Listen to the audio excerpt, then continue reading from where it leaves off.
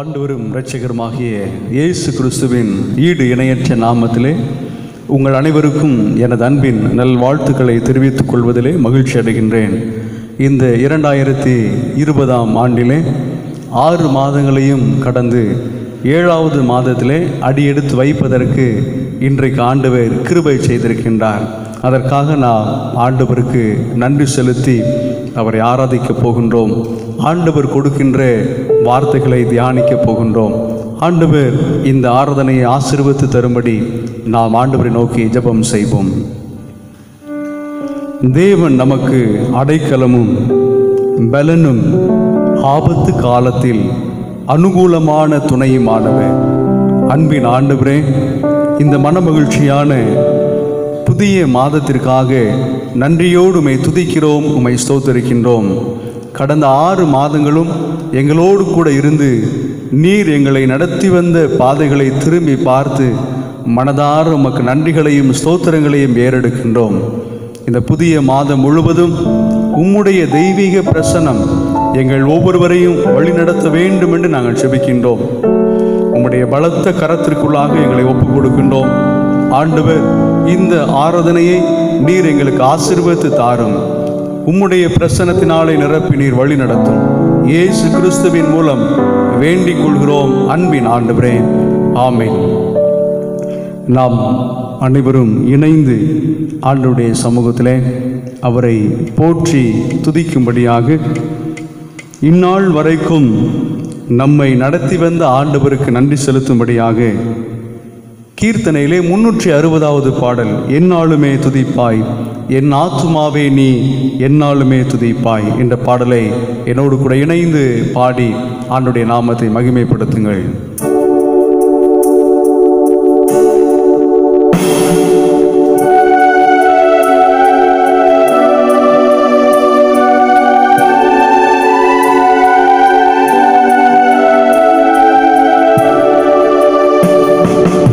எந்நாளுமே துதிப்பாய் என் ஆத்துமாவே நீ எந்நாளுமே துதிப்பாய்.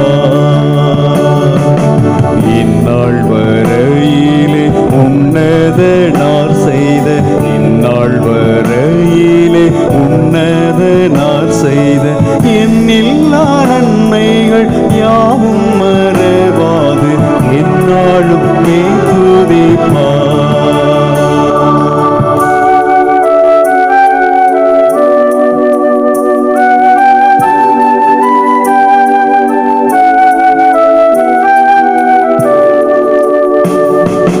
பாவங்கள் எத்தனையோ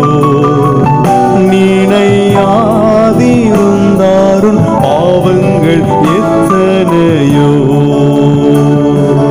வாழான நோயை அகற்றி குணமாக்கி வாழான நோயை அகற்றி குணமாக்கி மாறினில் வைத்த மாகாதயவை எண்ணி எந்நாளும்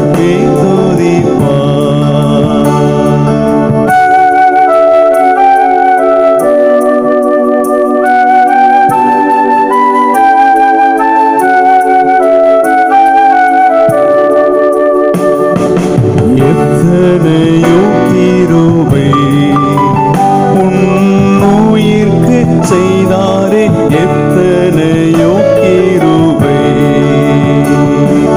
நித்த முனை மூடி சுட்டினதும் அன்றி நித்த முனை மூடி சுட்டினதும் அன்றி நேயதாக ஜீவனை மீட்டதா எந்நாளும்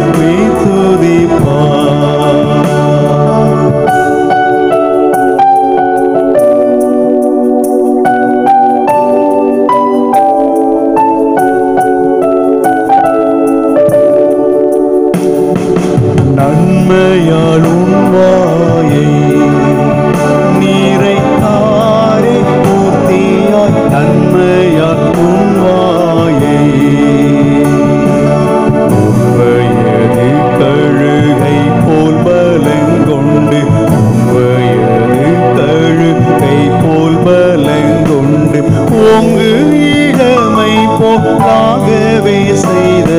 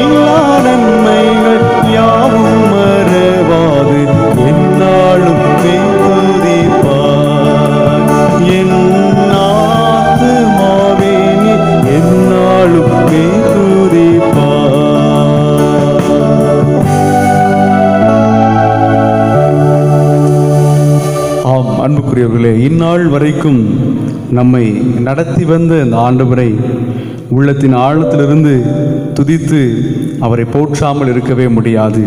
ஏனென்றால் வேதம் சொல்லுகிறது 8ஆம் சங்கீதத்திலே 4ஆம் வசனத்திலே, மனுஷனை நீர் நினைக்கிறதுக்கும் மனுஷகுமாரனை நீர் விசாரிக்கிறதற்கும் அவன் எம்மாத்திரம்.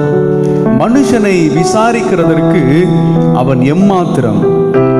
வேதம் தெளிவாய் நமக்கு சொல்லுகிறது. சங்கீதத்தின் புஸ்தகத்திலே சங்கீதக்காரன் தாவீது சொல்லுகிறார், இந்த மனுஷனை நினைக்கிறதற்கு அவன் எம்மாத்திரம். இதே தாவீது 2 சாமுவேலின் புஸ்தகம் 7வது அதிகாரம் 18ஆம் வசனத்தினுடைய கடைசி வார்த்தையில் இப்படி சொல்லுகிறார், தேவரீர் என்னை இதுவரைக்கும் கொண்டு வந்ததற்கு நான் எம்மாத்திரம், என் வீடும் எம்மாத்திரம். தேவரீர் என்னை இதுவரைக்கும் கொண்டு வந்ததற்கு நான் எம்மாத்திரம், என் வீடும் எம்மாத்திரம். இது தாவீதினுடைய தாழ்மை. இன்றைக்கு நாம் யோசித்து பார்ப்போமே, நம்மை ஆண்டவர் நினைக்கிறதற்கு நாம் எம்மாத்திரம். இன்றைக்கு இந்த 2020வது ஆண்டிலே அரை ஆண்டை நிறைவு செய்வதற்கு ஆண்டவர் கிருபை செய்திருக்கிறார். அடுத்த ஒரு அரை ஆண்டிலே இன்றைக்கு நாம் அடியெடுத்து வைத்திருக்கின்றோம். இந்த 6 மாதம் முழுவதும் நம்மை கண்ணின் மணி போல பாதுகாத்த அந்த ஆண்டவருக்கு உள்ளத்தின் ஆழத்திலிருந்து நாம் நன்றி செலுத்தாமல் இருக்க முடியாது. அத்தனை பெரிய மகத்துவங்களை செய்திருக்கின்ற ஆண்டவர் நம்மோடு கூட இருக்கின்றார். அவர் நம்மிடத்திலே விரும்புவது என்ன தெரியுமா? பரிசுத்தம். இந்த கொள்ளை நோயின் தாக்கத்தினாலே, இந்த கொள்ளை நோயினுடைய தீவிரித்திருக்கக்கூடிய இந்த சூழ்நிலையிலே பரிசுத்தம் நமக்கு தேவை. பரிசுத்தர் கூட்டம் நடுவில் ஜொலித்திடும் சுத்த ஜோதியாக நீர் என்னை மாற்றும் ஆண்டவரே என்று சொல்லி ஆண்டவருடைய அன்பு சமூகத்திலே நம்மை தாழ்த்தி அவரை போற்றி துதித்து நாம் பாடப்போகின்றோம். என்னையும் பரிசுத்தராய் மாற்றும் ஆண்டவரே என்று சொல்லி என்னோடு கூட சேர்ந்து இணைந்து பாடுங்கள்.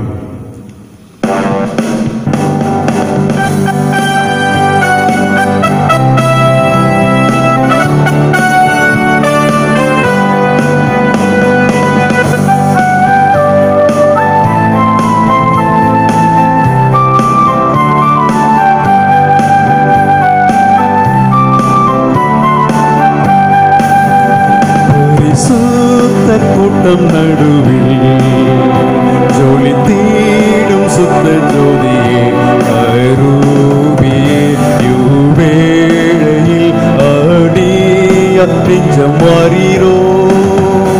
அருவியே யுவேளையில் அடிய நெஞ்சம் வாரீரோ.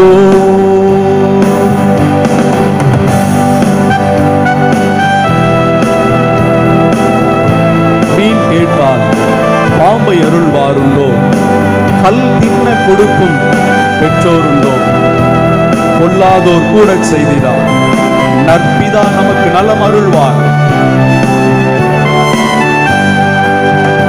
மீன் கேட்டால் பாம்பை அருள்வாருண்டோ, கல் தின்ன கொடுக்கும் பெற்றோருண்டோ.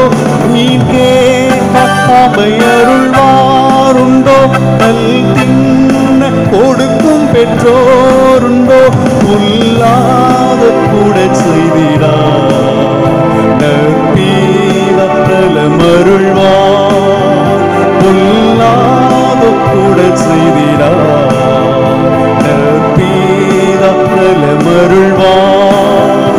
பரிசுத்தர் கூட்டம் நடுவில் ஜொலித்திடும் சுத்த ஜோதியே, அருவியே யுவேளையில் அடிய நெஞ்சம் வாரீரோ.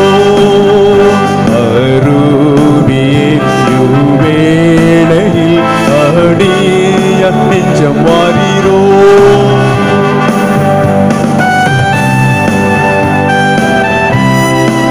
சுத்தம் விரும்பும் சுத்த ஜோதியே, பிரிமா அசுத்தம் யாவும் நீக்குமே. பாவி தேச பாவி நானையா, என் மீது இரக்கம் கொள்ள மாட்டீரோ.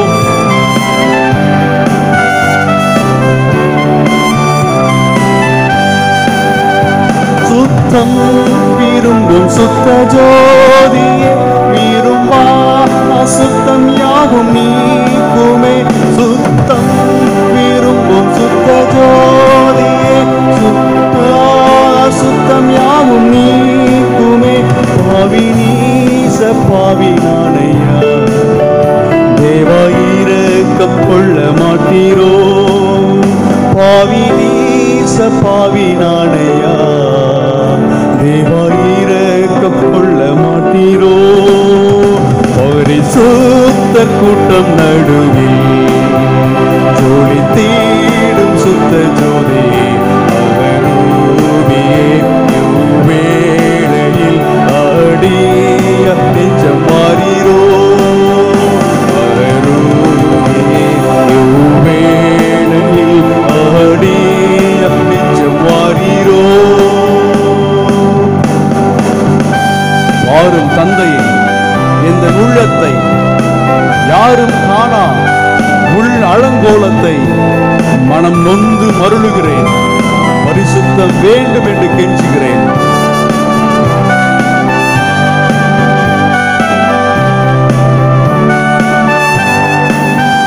யாரும் தந்தையே என்ற உள்ளத்தை யாரும் காணா உள்ளலங்கோலத்தை. யாரும் தந்தையே என்ற உள்ளத்தை யாரும் காணா உள்ளலங்கோலத்தை மனம் நொந்து மருளுகின்றேன். பரிசுத்தம் கெஞ்சுகின்றேன். மனம் நொந்து மருளுகின்றேன். பரிசுத்தம் கெஞ்சுகின்றேன். பரிசுத்த கூட்டம் நடுவில் ஜோலி தேடும் சுத்த ஜோதியே ஆரூபியே யுவேளையில் ஆடிய நெஞ்சம் வாரீரோ. ஆரூபியே யுவேளையில் ஆடிய நெஞ்சம் வாரீரோ. ஆண்டவர் நம்மிடத்தில் எதிர்பார்ப்பது அந்த பரிசுத்தத்தை எதிர்பார்க்கிறார். பாரும் தந்தையே என்னுடைய உள்ளத்தை, யாரும் காண முடியாத என்னுடைய உள்ளத்தின் ஆழத்தில் இருக்கின்ற அலங்கோலத்தை மனம் நொந்து உம்முடைய சமூகத்தில் வந்து நிற்கிறேன். ஆண்டவரே, பரிசுத்தம் எனக்கு தாரும், பரிசுத்தம் எனக்கு தாரும்.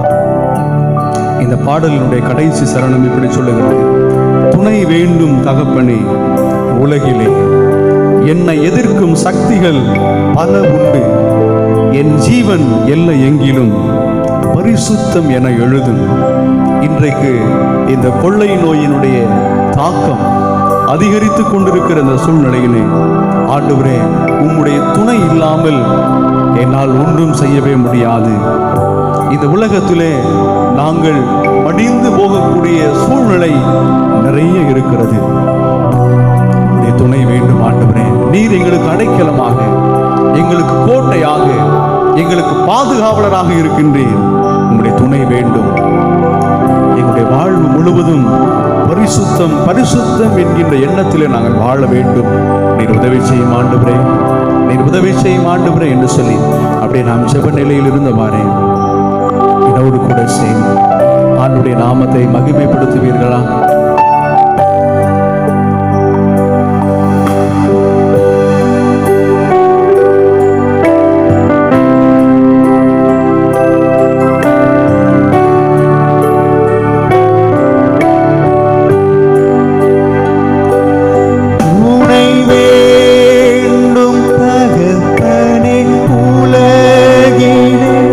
என்னை எதிர்க்கும் சக்திகள் பல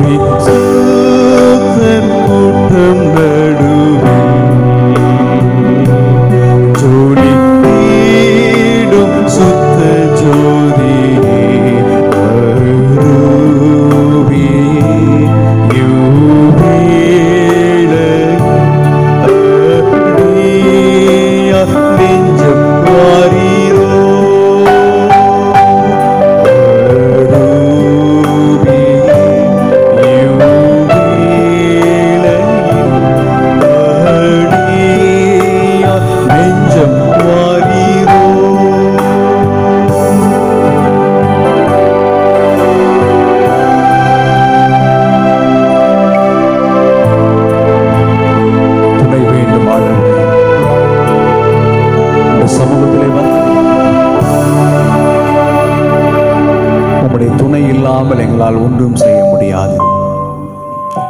நாங்கள் தகுதியற்றவர்கள். தாவீதை போன்று நாங்கள் ஜெபிக்கின்றோம். நீர் இதுவரைக்கும் எங்களை கொண்டு வந்ததற்கு நான் எம்மாத்திரம், என் வீடும் எம்மாத்திரம். நீர் பேசும் ஆண்டவரே, இந்த புதிய மாதத்திலே எங்களோடு கூட நீர் என்ன பேச வேண்டும் என்று சித்தம் கொள்கிறீரோ அவற்றை பேசுவீராக. எங்களை தாழ்த்தி ஒப்புக் கொடுக்கிறோம். இயேசுவின் மூலம் வேண்டிக் கொள்கிறோம் அன்பின் ஆண்டவரே, ஆமென். அன்புக்குரிய ஆண்டுடைய பிள்ளைகளே, இந்த நாளிலும் ஆண்டவர் நமக்கு கொடுக்கின்ற வார்த்தைகளை தியானிப்பதற்காக வேதத்திலிருந்து ஒரு பகுதியை உங்களுக்காக நான் வாசிக்கின்றேன். 2 நாளாகமத்தின் புஸ்தகம் 7ஆம் அதிகாரம் 13ஆம் வசனம் தொடங்கி 16ஆம் வசனம் வரைக்கும் நான் வாசிக்கின்றேன். 2 நாளாகமத்தின் புஸ்தகம் 7ஆம் அதிகாரம்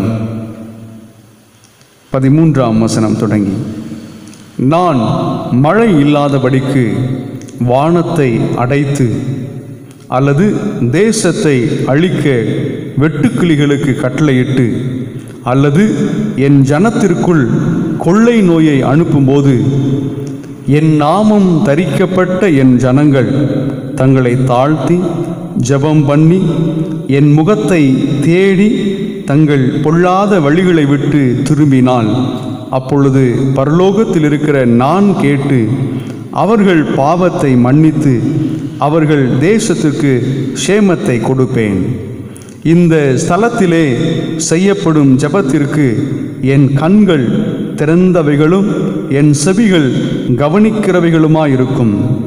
என் நாமம் இந்த ஆலயத்தில் என்றென்றைக்கும் இருக்கும்படி நான் இதை தெரிந்து கொண்டு பரிசுத்தப்படுத்தினேன். என் கண்களும் என் இருதயமும் என்னாலும் இங்கே இருக்கும். அன்புக்குரிய ஆண்டவருடைய பிள்ளைகளே, இந்த புதிய மாதத்திலே ஆண்டவர் நம்மோடு கூட பேசும்படியாக ஆண்டவர் நமக்கு கொடுக்கின்ற வார்த்தைகளை நாம் தியானிக்க போகின்றோம். நாம் எல்லாருக்கும் தெரிந்த, குறிப்பாக இந்த காலகட்டத்திலே அதிகமாக நாம் பயன்படுத்தக்கூடிய வசனம்தான் 2 நாளாகமத்தின் புஸ்தகம் 7ஆம் அதிகாரம் 14ஆம் வசனத்தினுடைய பின்பகுதியை உங்களுக்காக நான் வாசித்து அதைத்தான் இந்த புதிய மாதத்திற்கான வாக்குத்தத்தமாகவும் நான் உங்கள் மத்தியிலே பகிர்ந்து கொள்ள ஆசைப்படுகின்றேன். 2 நாளாகமும் 7ஆம் அதிகாரம் 14ஆம் வசனத்தினுடைய பின்பகுதி, அவர்கள் தேசத்துக்கு க்ஷேமத்தை கொடுப்பேன். அவர்கள் தேசத்துக்கு க்ஷேமத்தை கொடுப்பேன். திருவிவிலியம் என்று சொல்லக்கூடிய பொது மொழிபெயர்ப்பிலே சொல்லப்பட்டிருக்கிறது, அவர்கள் நாட்டுக்கு நலன் அளிப்பேன். அவர்கள் நாட்டுக்கு நலன் அளிப்பேன்.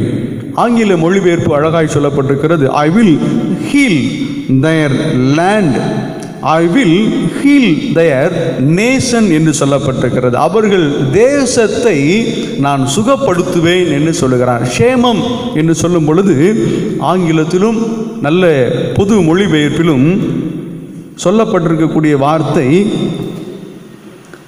நலன் அல்லது சுகம் என்று சொல்லப்பட்டிருக்கிறது. இந்த வார்த்தையை ஆண்டவர் எப்பொழுது அவர் சொல்கிறார் அதை நாம் புரிந்து கொள்ள வேண்டும். இந்த வார்த்தை ஆண்டவர் எப்பொழுது அவர் சொல்லுகிறார்? எருசலேம் ஆலயத்தை சாலமோன் கட்டி முடித்து உடன்படிக்கை பெட்டியை அங்கு வைத்து பலிபீடத்திற்கு முன்பாக நின்று தன் கைகளை விரித்து ஜெபிக்க தொடங்குகின்றார். 2 நாளாகமத்தின் புஸ்தகம் 6ஆவது அதிகாரம் 11, 12வது வசனத்தை நீங்கள் எடுத்து வாசித்து பார்த்தால் அங்கே சொல்லப்பட்டிருக்கிறது, எருசலேம் ஆலயத்தை சாலோமோன் கட்டி முடித்த உடனே உடன்படிக்கை பெட்டியை அங்கு வைத்து பலிபீடத்திற்கு முன்பாக தன்னுடைய கைகளை விரித்து முழங்கால் படியிட்டு ஜெபிக்க தொடங்குகின்றார். இதே சம்பவம் 1 ராஜாக்களின் புஸ்தகம் 8ஆம் அதிகாரம் நீங்கள் எடுத்து வாசித்து பார்த்தால் இதே சம்பவம் அங்கே சொல்லப்பட்டிருக்கிறது. இதில் இன்னும் கொஞ்சம் சற்று விளக்கமாக சொல்லப்பட்டிருக்கிறது. ராஜாக்களின் புஸ்தகத்திலே 1 ராஜாக்கள் 8ஆம் அதிகாரம் 22ஆம் வசனத்திலே சாலமோன் ஜெபத்தை தொடங்கி எங்கே தொடங்குகின்றார்? 1 ராஜாக்கள் 8ஆம் அதிகாரம் 22ஆம் வசனத்திலே அவர் ஜெபிக்க தொடங்குகின்றார். 1 ராஜாக்கள் 8ஆம் அதிகாரம் 54ஆம் வசனத்தை நீங்கள் வாசித்தால், சாலொமோன் முழங்கால் படியிட்டிருக்கிறதை விட்டு எழுந்து என்று சொல்லப்பட்டிருக்கிறது. அப்படி என்றால் அவர் பல ஜெப குறிப்புகளுக்காக ஆண்டவருடைய சமூகத்திலே அவர் ஜெபித்து கொண்டிருக்கின்றார். 1 ராஜாக்கள் 8:22ஆம் வசனத்திலே அவர் ஜெபத்தை தொடங்குகின்றார். கைகளை உரித்து முழங்கால் படியிட்டு 8ஆம் அதிகாரம் 54ஆம் வசனத்திலே ஜெபத்தை நிறைவு செய்து முழங்கால் படியிட்டிருக்கிறதை விட்டு எழும்புகின்றார். பல ஜெப குறிப்புகளுக்காக சாலமோன் ஜெபித்தார். அதிலே ஒரு ஜெபந்தான் இன்றைய நாளிலே நான் உங்கள் மத்தியிலே பகிர்ந்து கொள்ளப் போகிறேன். என்ன ஜெபித்தார்? 1 ராஜாக்கள் 8ஆம் அதிகாரம் 37ஆம் வசனத்திலே நீங்கள் வாசித்தால், தேசத்திலே பஞ்சம் உண்டாகிற போதும், கொள்ளை நோய் உண்டாகிற போதும், வெட்டுக்கிளி வாதை உண்டாகிற போதும் ஆண்டவரை நோக்கி வேண்டிக் கொண்டாள். அன்றைக்கே எருசலேம் தேவ ஆலயத்தை கட்டி முடித்த உடனேயே சாலொமோன் ஆண்டுடைய சமூகத்திலே வைக்கக்கூடிய ஒரு அற்புதமான ஒரு ஜெபம். பல நூற்றாண்டுகளுக்கு முன்பாகவே சாலொமோன் இந்த ஜெபத்தை அவர் செய்திருக்கிறார். என்ன செய்திருக்கிறார்? தேசத்திலே பஞ்சம் உண்டாகிற போதும், கொள்ளை நோய் உண்டாகிற போதும், வெட்டுக்கிளி வாதை உண்டாகிற போதும் ஆண்டவரை நோக்கி வேண்டிக் கொண்டால் 39ஆம் வசனம் சொல்லுகிறது, அதனை ஆண்டவர் கேட்டு. 40ஆம் வசனம் சொல்லுகிறது, எல்லா மனுபுத்திரரின் இருதயத்தையும் அறிந்த ஆண்டவர் அவனவனுடைய வழிகளுக்கு தக்கதாக செய்து அவனுக்கு பலன் அளிப்பீராக என்று சாலொமோன் வேண்டிக் கொள்கிறார். அவர் என்ன வேண்டிக் கொள்கின்றார்? இந்த உலகத்திலே ஒருவேளை கொள்ளை நோய் வந்தால், வாதை வந்தால், அவர்கள் இந்த ஆலயத்தில் வந்து இந்த ஜனங்கள் உம்மை நோக்கி பார்க்கும் பொழுது அவனுடைய இருதயத்தின் வழிகளுக்கு தக்கதாக அவனுக்கு இந்த ஆலயத்திலிருந்து பலன் அளிப்பீராக என்று சொல்லி ஜெபிக்கின்றார். எவ்வளோ ஒரு அற்புதமான ஒரு ஜெபம்! ஏனென்றால் சாலொமோன் ஒரு பெரிய ஒரு ஞானி. அந்த காலத்திலேயே அவர் ரொம்ப அழகாக இந்த ஜெபத்தை ஆண்டவருடைய சமூகத்திலே அவர் செய்திருக்கின்றார்.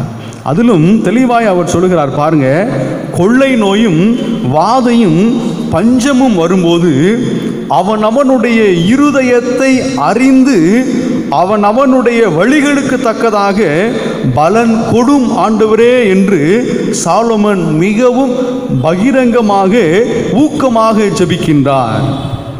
அன்புக்குரிய ஆண்டவருடைய பிள்ளைகளே, இன்றைக்கு அதுதான் உலகத்தில் நடைபெற்று கொண்டிருக்கிறது.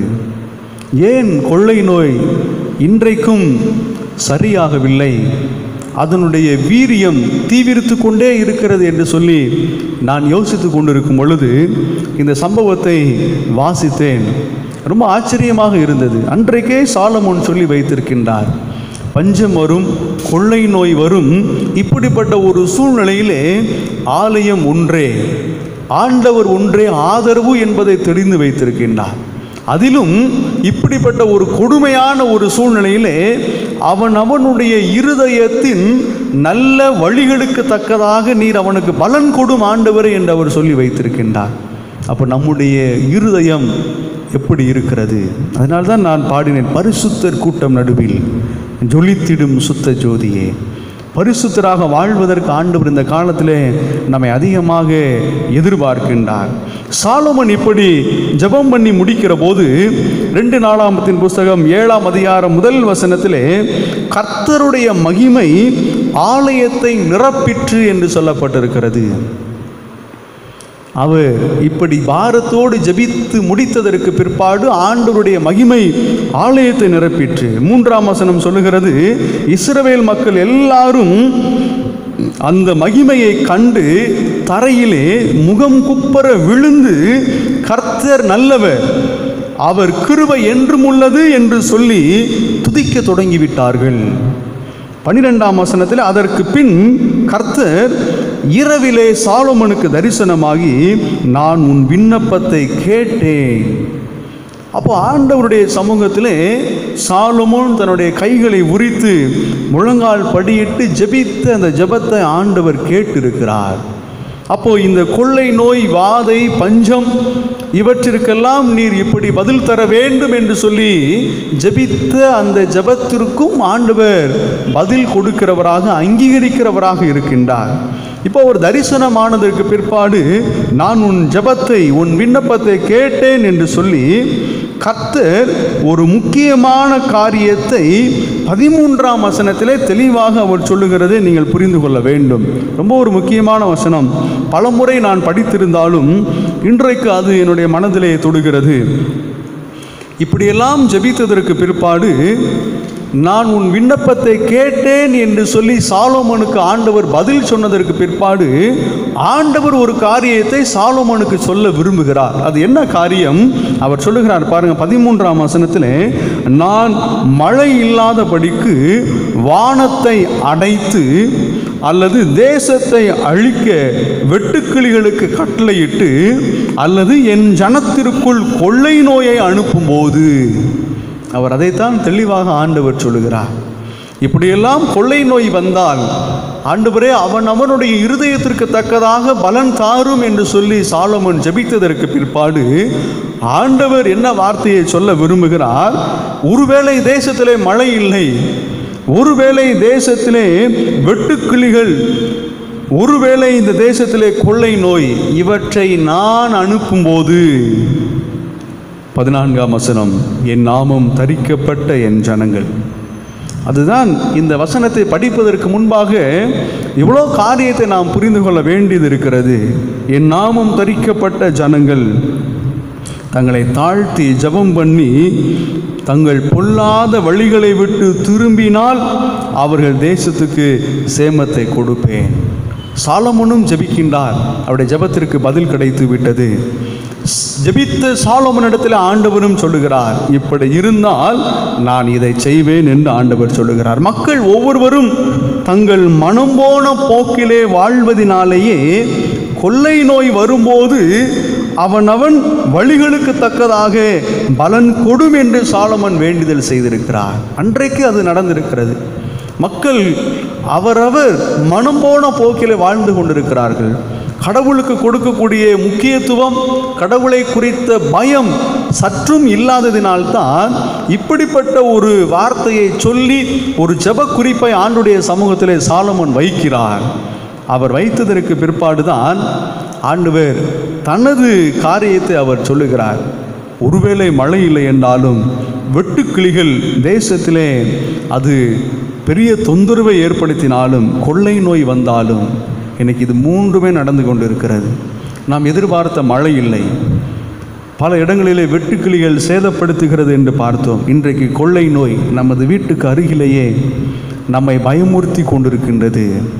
இவை எல்லாவற்றையும் அனுப்பும்போது மாத்திரம் என் நாமம் தரிக்கப்பட்ட என் ஜனங்களாக நீங்கள் பொல்லாத வழிகளை விட்டு திரும்பினால் மாத்திரம் சேமத்தை கொடுப்பேன், சுகத்தை கொடுப்பேன் என்று சொல்லுகிறார். அப்படி என்றால் நம்முடைய அல்லது மக்களுடைய வழி பொல்லாத வழிகளாக இருக்குமே, ஆனால் அவற்றை விட்டு திரும்பினால் மட்டுமே சேமத்தை, சுகத்தை ஆண்டவர் கொடுக்க முடியும். மூன்று சின்ன குறிப்புகளை நான் உங்களுக்கு புரிய வைக்க விரும்புகிறேன். பொல்லாத வழிகளை விட்டு திரும்பினவர்களுக்கு ஆண்டவர் என்ன செய்தார், அவருடைய செயல்பாடு என்னவாக இருந்தது என்பதை குறித்து உங்கள் மத்தியிலே புரிய வைக்க விரும்புகின்றேன். ஆதியாகமத்தின் புஸ்தகம் 13ஆம் அதிகாரம் 13ஆம் வசனத்தில் நீங்கள் வாசித்தால் அங்கே சொல்லப்பட்டிருக்கிறது, சோதோமின் மக்கள் பொல்லாதவர்களும் கர்த்தருக்கு முன்பாக மகா பாவிகளுமாக இருந்தார்கள். They were sinning greatly against the Lord. கர்த்தருக்கு முன்பாக மகா பாவிகளாக, பொல்லாதவர்களாக இருந்தார்கள். அதனை தொடர்ந்து ஆதியாகமத்தின் புஸ்தகம் 18ஆம் அதிகாரம் 22 முதல் 33 வரை வாசிக்கும் பொழுது ஆண்டவரிடம் மன்றாடுகிற ஆபிரகாமை பார்க்க முடிகிறது. மகா பாவிகளாக, பொல்லாதவர்களாக இருக்கின்ற இந்த மக்கள், இவர்களுக்காக ஆபிரகாம் எப்படி மன்றாடுகிறார் நீங்கள் தொடர்ந்து வாசிக்கலாம். 50 நீதிமான்கள் இருந்தால் அதை அழிப்பீரோ? 45 நீதிமான்கள் இருந்தால் அழிப்பீரோ? 40 நீதிமான்கள் இருந்தால் அழிப்பீரோ? 30 பேர், 20 பேர், கடைசியிலே 10 நீதிமான்கள் இருந்தால் அதனை அழிக்க மாட்டீரோ என்று கெஞ்சி பிரார்த்திக்கிறார். யோசித்து பாருங்களேன், பல லட்சம் பேர் இருக்கிற இந்த மக்கள் மத்தியிலே 10 நீதிமான்களை பார்ப்பது அரிதாக இருக்கிறது. எத்தனை லட்சம் மக்கள் இருக்கிறார்கள், அதில் ஒரு 10 நீதிமான்களை கூட பார்க்க முடியவில்லையே. அவர் கெஞ்சி அந்த கணக்கை குறைத்து வருகின்றார். 50, 45, 40, 30. ஆண்டவரே, அப்போ அவர் என்ன யோசிச்சிருக்கிறார்? இந்த அளவிற்கு கூட ஆண்டவர் விரும்புகின்ற மக்கள் இந்த சமூகத்தில் இல்லையே என்று சொல்லி ஆபிரகாம் ஆதங்கப்பட்டதினால் தான் இப்படி அவர் ஜெபிக்கின்றார். 10 நீதிமான்கள் நிமித்தம் நான் அழிப்பதில்லை என்று சொல்லி ஆண்டவர் சொல்லுகிறார். இதுதான் இன்றைய நிலைமை. ஆண்டவருக்கு பயந்த மனிதர்களை, நீதிமான்களை இந்த காலத்திலே அதிகமாக பார்ப்பது அரிதாகிவிட்டது. ஆனாலும் ஆபிரகாமினுடைய கெஞ்சுதலான பிரார்த்தனை நிமித்தம் 10 நீதிமான்களுக்காக ஆண்டவர் மனம் இறங்குகிறார். நான் அழிக்க மாட்டேன். அன்புக்குரியவர்களே, ஆண்டவரும் நமக்கு எல்லா சூழ்நிலைகளிலும் மனம் இறங்குகிறவராக இருக்கிறார். ஒரு 10 நீதிமான், ஒரு கொஞ்சம் பேர் எனக்காக இருந்தாலும் நான் அழிக்க மாட்டேன் என்று சொல்கிறார். ஒருவேளை இன்றைக்கு அந்த கொஞ்சம் பேர் கூட அவருடைய கண்களில் படவில்லையோ என்று சொல்லி நாம் யோசிக்க தோன்றுகிறது. ஆண்டவரே, என்னை அதற்கேற்ற ஒரு தகுதியுடைய பாத்திரமாக, ஒரு பரிசுத்தமான ஒரு பாத்திரமாக மாற்றும் ஆண்டவரே என்று சொல்லுவோம். 2வது யோசுவாவின் புஸ்தகம் 7வது அதிகாரத்திலே ஆயி பட்டணத்தை பிடிக்க முயற்சி செய்கிறார்கள்.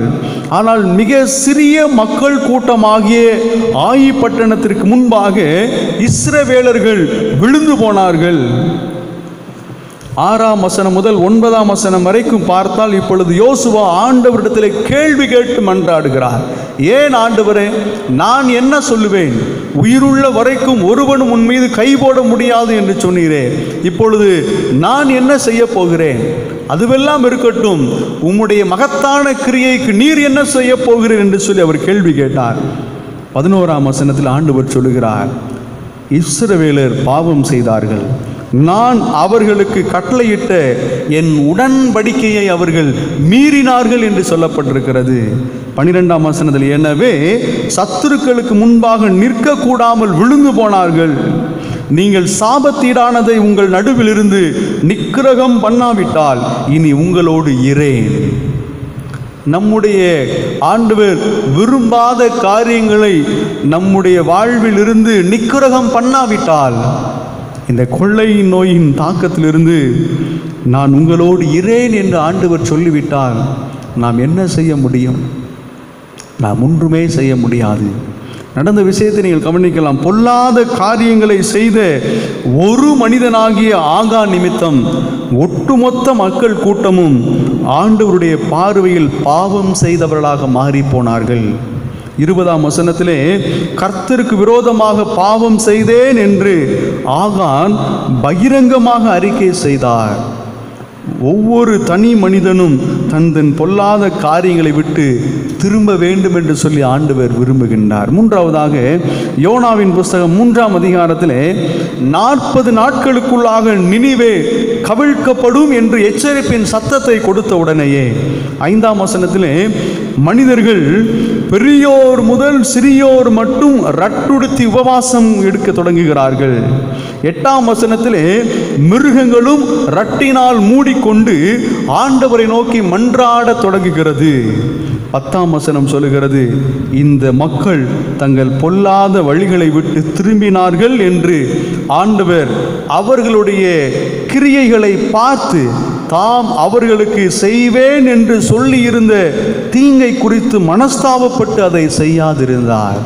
இங்கே ஒரு பெரிய ஒரு கூட்டம் பொல்லாத வழிகளை விட்டு திரும்பினார்கள் என்று ஆண்டவர் அறிந்தவுடனே அவர்கள் மீது வரப்பண்ணுவேன் என்கின்ற தீங்கை குறித்து ஆண்டவர் மனஸ்தாபப்பட்டு அதை செய்யாதிருந்தார் என்று சொல்லப்பட்டிருக்கிறது. இதில் நாம் புரிந்து கொள்ள வேண்டிய காரியம் என்ன? ஆபிரகாம் ஒரு தனி மனிதனாக பொல்லாத பாவம் செய்த ஒரு பட்டணத்து மக்களுக்காக திறப்பிலே நிற்கின்றார். 2வது சம்பவத்திலே, ஒரு மனிதன் பொல்லாத பாவம் செய்ததினாலே, பொல்லாத காரியத்தை செய்ததினாலே ஒட்டுமொத்த இஸ்ரவேல் மக்கள் முழுவதும் பாதிக்கப்படுகிறார்கள். மூன்றாவது, ஒட்டுமொத்த நினிவே மக்களும் தங்கள் பொல்லாத வழிகளை விட்டு திரும்பியதினாலே கடவுளே மனம் மாறுகின்றார். ஆண்டவருடைய பிள்ளைகளே, இன்றைக்கு ஆண்டவர் இந்த 2 நாளாகமத்தின் புஸ்தகத்தில் அதைத்தான் நமக்கு கற்றுக் கொடுக்கின்றார். பொல்லாத வழிகளை விட்டு திரும்பினால் தேசத்திற்கு சேமத்தை கொடுப்பேன். இந்த 3 சம்பவத்திலும் அந்த இடத்துல ஆண்டவர் சேமத்தை கொடுத்தார். உடனடியாக ஆண்டவர் அதற்குரிய பதிலை கொடுத்தார். திறப்பிலே நின்று கெஞ்சுகின்றார். 50 நீதிமான், 45, 40, 30, 20, 10 நான் அழிக்க மாட்டேன், மனம் இறங்குகிறார். யோசுவா ஆயி பட்டணத்திலே ஒரு தனி மனிதன் பாவம் செய்ததினாலே ஒட்டுமொத்த மக்களும் பாதிக்கப்படுகிறார்கள். உடனடியாய் ஆண்டவர் அந்த இடத்துல சுட்டி காண்பிக்கிறார், உங்களை நீங்கள் பரிசுத்தம் பண்ணிக்கொள்ளுங்கள். உடனடியாக இந்த தனி மனிதன் வந்து தன்னுடைய பாவத்தை அறிக்கை செய்கின்றான். ஆயி பட்டணத்தை அவர்கள் பிடித்தார்கள். கடைசியிலே யோனாவினுடைய புஸ்தகத்திலே சிறியோர், பெரியோர், மிருகங்கள், விலங்குகள் முதற்கொண்டு உபவாசம் இருக்க தொடங்குகிறார்கள். தங்களுடைய பொல்லாத வழிகளை விட்டு எல்லாரும் திரும்பினார்கள். அந்த தேசத்திற்கு ஒரு சேமம் கிடைத்தது. ஆம் அன்புக்குரியவர்களே, அதுதான் இந்த வசனம் நமக்கு கற்றுக் கொடுக்கக்கூடிய காரியம். அதுதான், பொல்லாத வழிகளை விட்டு திரும்பினால் தேசத்திற்கு சுகத்தை கொடுப்பேன், சேமத்தை கொடுப்பேன் என்று சொல்கிறார். ஒவ்வொரு நாளும் நாம் நம்முடைய பொல்லாத வழிகளிலிருந்து திரும்புவதற்கு ஆண்டவர் நமக்கு கிருபை செய்ய வேண்டும் என்று அவரை நோக்கி மன்றாடுவோம். நாம் மாத்திரமல்ல, நம்மை சார்ந்திருக்கின்ற மக்கள் கூட்டம் முழுவதும் ஆண்டவருடைய அன்பை அறிந்து கொள்ள வேண்டும் என்று சொல்லி பாரத்தோடு ஒவ்வொரு நாளும் ஜெபிப்போம். ஆண்டவர் ஒரு பெரிய ஒரு மாற்றத்தை இந்த தேசத்தில் கொடுப்பதற்கு அவர் ஆயத்தமாக இருக்கிறார். ஆண்டவரை நோக்கி நாம் ஜெபம் செய்வோம். இந்த மாதம் முழுவதும் ஆண்டவர் நம்மை நன்மையினாலும் கிருபையினாலும் முடிசூட்டி அவர் நம்மை பாதுகாத்து நடத்துவதற்கு அவர் ஆயத்தமாக இருக்கின்றார். பயப்பட வேண்டாம், ஆண்டவர் உங்களோடு கூட இருக்கின்றார். ஒரு நாளும் அவர்கள் அவரை நோக்கி பார்த்து பிரகாசம் அடைந்தார்கள். அவர்கள் முகங்கள் வெட்கப்படையவில்லை என்று வேதம் சொல்லுகிறது. அவரை நோக்கி பார்க்கின்ற நம்மை ஆண்டவர் ஒரு நாள் வெட்கப்படுத்த மாட்டார். உணர்ந்து ஆண்டவருடைய சமூகத்தை நாம் ஜெபிப்போமா? அன்பின் ஆண்டவரே, இந்த மன மகிழ்ச்சியான இந்த புதிய நாளுக்காக, புதிய மாதத்திற்காக உமக்கு நன்றி செலுத்துகின்றோம்.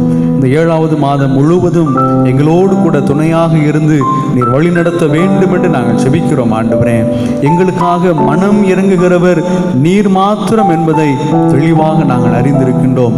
நீர் மனம் இறங்கும்படியாய் செபிக்கிறோம். இந்த கொள்ளை நோயின் தாக்கத்தினாலே இந்த தேசம் முழுவதும் பாழாய்கொண்டிருக்கிறது, தேசம் முழுவதும் கதறிக்கொண்டிருக்கிறது. ஆண்டவர் மாத்திரம் மனம் இறங்க வேண்டும் என்று நாங்கள் செபிக்கின்றோம். ஒவ்வொருவரும் தங்களுடைய பொல்லாத வழிகளை விட்டு திரும்ப வேண்டும் என்று நீர் எதிர்பார்க்கிறேன். ஆண்டவரே, ஒவ்வொரு நாளும் அதற்காக நாங்கள் வாரத்தோடு ஜெபித்து நாங்கள் மனம் மாறுவது மாத்திரம் அல்ல, தேசத்தின் மக்களும் மனம் மாற வேண்டும். உண்மையான தெய்வமாகிய உம்மை நோக்கி பார்க்க வேண்டும், நீரே தெய்வம் என்று அறிந்து கொள்ள வேண்டும் என்று சொல்லி நாங்கள் ஜெபிக்க நீர் எங்களுக்கு கிருபை பாராட்டும்படியாக ஜெபிக்கிறோம். இந்த புதிய மாதம் முழுவதும் நன்மையினால் நீர் எங்களை நிரப்பி உம்முடைய பாதுகாப்பினாலே வழி நடத்தி இரத்த கோட்டைக்குள்ளாக நீர் மூடி மறைத்துக் கொள்ளும்படியாக ஜெபிக்கிறோம். உம்மை நோக்கி பார்க்கின்ற உம்முடைய பிள்ளைகளுக்கு எந்த தீங்கும் அணுகாதவாறு ஆண்டவருடைய காயப்பட்ட தழும்புகளுள்ள கரம் உம்முடைய பிள்ளைகளை மூடி பாதுகாத்துக் கொள்ளும்படியாக ஜெபிக்கின்றோம். நீர் உதவி செய்வீராக, நீர் உதவி செய்வீராக. இயேசு கிறிஸ்துவின் மூலம் வேண்டிக் கொள்கிறோம் அன்பின் ஆண்டவரே, ஆமென். நம்முடைய கர்த்தராகிய இயேசு கிறிஸ்துவினுடைய கிருபை, பிதாவாகிய கடவுளின் அன்பு, தூய ஆவியானவர் தருகின்ற சமாதானமும் அவருடைய ஆசீர்வாதமும் அவருடைய பாதுகாப்பும் பராமரிப்பும் நம் அனைவரோடும் இன்று மீண்டும் சதா காலங்களிலும் இருந்து ஆசீர்வதித்து வழி நடத்துவாராக. ஆமென். நாம் அனைவரும் இணைந்து சொல்வோம். என் ஆத்துமாவே கர்த்தரை ஸ்தோத்திரி, என் முழு உள்ளமே உடைய பரிசுத்த நாமத்தை ஸ்தோத்திரி. என் ஆத்துமாவே கர்த்தரை ஸ்தோத்திரி, கர்த்தர் செய்த சகல உபகாரங்களை மறவாதே. ஆமென். ஆண்டவர் உங்களை ஆசீர்வதிப்பாராக. God bless you all. God bless you.